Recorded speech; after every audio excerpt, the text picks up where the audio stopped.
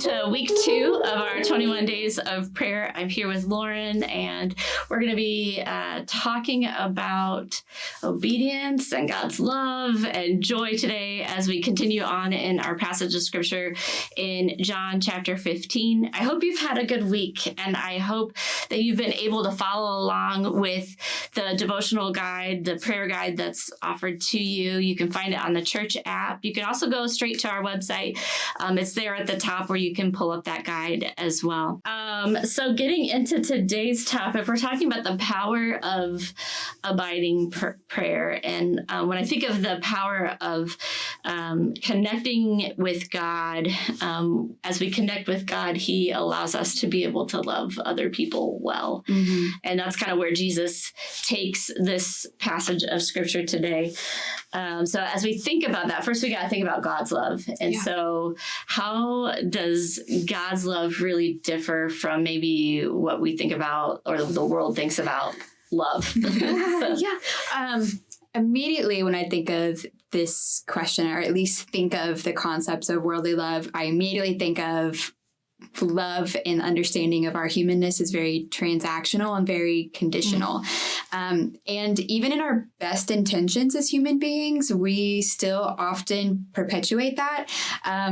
Or we feel that. We have been in lots of scenarios where we feel like love from somebody or from a group or a friend or a family member is transactional or one-sided or conditional.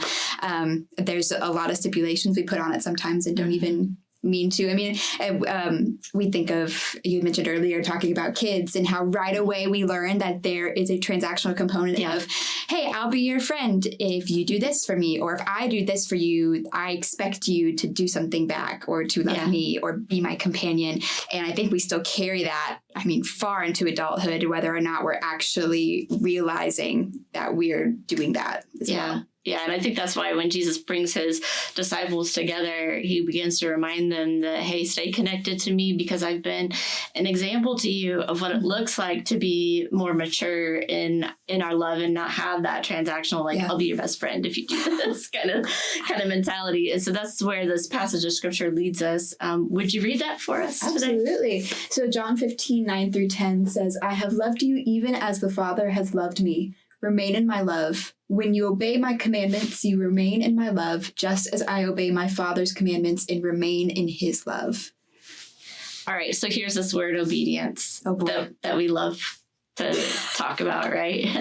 And there's a lot of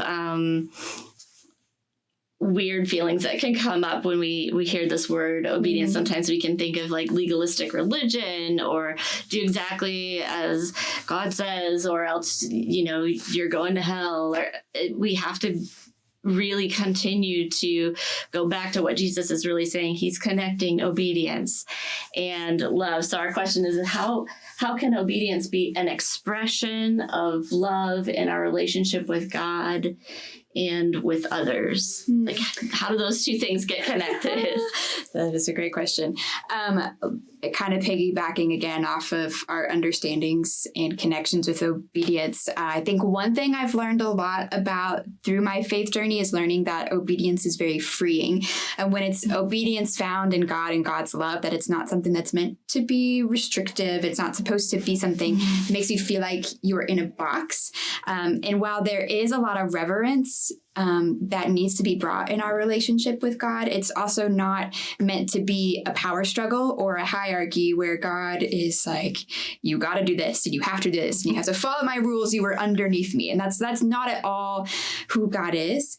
And I think sometimes we have learned that through church or just through our worldly understandings of obedience, that's how God interacts with us. But in reality, and just kind of like in the previous verse, how it mentions a lot our relationship with the Father. And so our obedience with God is one of just deep love and deep trust. And there's a lot of freedom that is supposed to be found in that. And that is oftentimes not what we think of when we think of obedience and obedience to God as well. Yeah. And I think of this obedience as it being an expression of love. It's a way, when we obey what God has commanded us to do, it's a way of saying, God, I trust you. Mhm. I trust that your ways are higher than my ways and they're going to lead to life. And so I'm going to obey because I love you and because I know that you love me and your ways are better than mine and I trust you.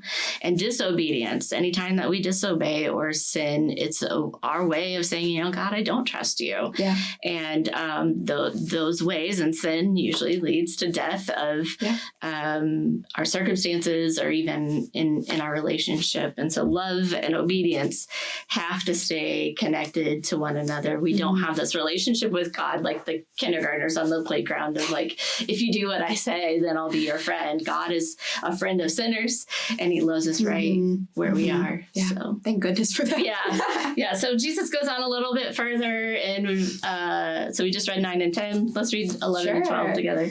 I have told you these things so that you will be filled with my joy.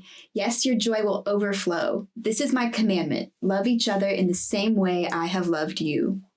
So obedience, love, joy, they're all connected to one another, which is actually a really exciting thing. Yeah. How do you think obedience to love others brings us joy? I think that we even still find that joy whenever we are in a relationship with God that is founded on obedience and love and trust. We get joy from that. And then I think hand in hand with that very organically we get to experience that joy as we are loving others. And that's not something that is forced, that we often have to think about whenever we get to love others. When those opportunities come about where you get to show someone love, that joy just kind of meets us in the middle in that expression of love towards that person, knowing that you were very rooted in that same obedience, love, and trust in God, and that you were finding joy in that as well, which I think is very beautiful. Because again, it's very organic. It's not something that you can kind of create and force yourself to feel and to have. Yeah. And I think as we're remaining in prayer connected to God and asking him like, hey, show me how to love people throughout my day today. Like, it's amazing if we're praying that kind of a prayer, how many opportunities pop up. If it's, oh wow, somebody's car broke down next to me. Like, how do I respond in that? Do I treat them as an annoyance that's in the road, or do I pray for them and like actually feel like, wow, they're having a really rough day? Like, do I even in those little simple things or those big things that come up and, hey, we've got a really big decision at work, and how do I bring the love of God into that? And I can bring joy knowing that I can help in that situation just by loving people well. Yeah. I pray that you will have a great group today talking about the love of God, obedience, learning how to trust God, learning how to lean into Christ's example of loving us so we can love others well. We know that God is going to continue to grow us as a church as we connect over the next several weeks of our 21 days of prayer. Again, would invite you to check out that guide. This week in particular, we're going to be talking about these things and looking at other passages of scripture about obedience and love and joy. And hope you have a great group. Hope you have a great week. As always, be a church that's known for love.